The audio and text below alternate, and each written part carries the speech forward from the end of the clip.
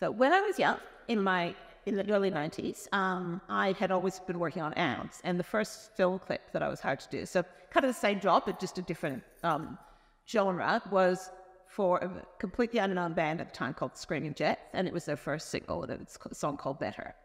And they were young, and they had just been signed to a record label, and they thought they were fantastic. And they actually were. They were such a good group of guys, but they had no idea what they were doing on the film. They'd never been on a film set before. So for some reason that day, I think we were starting at like midday, which is really unusual for a shoot. We usually used to start early in the morning, but we were obviously working around something, and I can't remember what it was.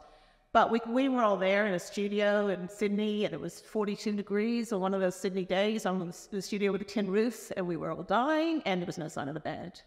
There was no sign of the band for the next 2 hours. And when you've got 25 crew standing around the film shoot, that's about $2,000 an hour. And the record company are furious. So they eventually tracked down the band. The band they thought they could turn up whenever because they're a rock band.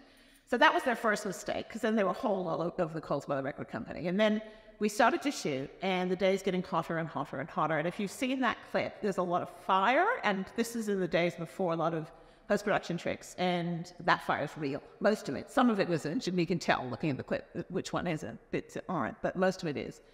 So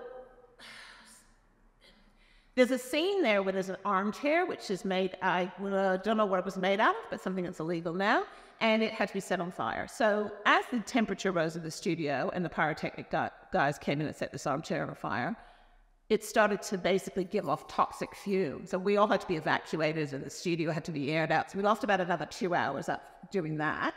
And so then into the evening, as we're filming for hours and hours, and when you film a film clip, you play that song on repeat over and over and over again, because you're filming, and you might film the guitarist playing the whole song, and then film the drummer playing the whole song, and then you edit them all together. So over and over and over again. And then they bring in this giant goanna, and I'd only been in Australia for about 8 years at that point, and this goanna is enormous. And of course, everyone tells me that if I stand still, the goanna's going to climb straight up me.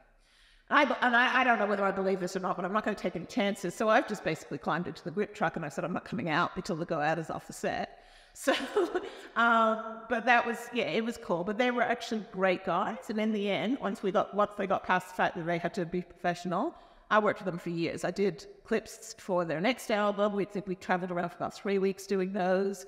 And they were troopers, there's a clip for a song called Shiver that we'd shoot in the middle of a swimming pool in winter. And that pool's not heated. Dave Gleason spent 6 hours in that pool shooting that clip. So I would, they were great. Would love to catch up with him again one day. And that was a really, really good experience. Much better than others.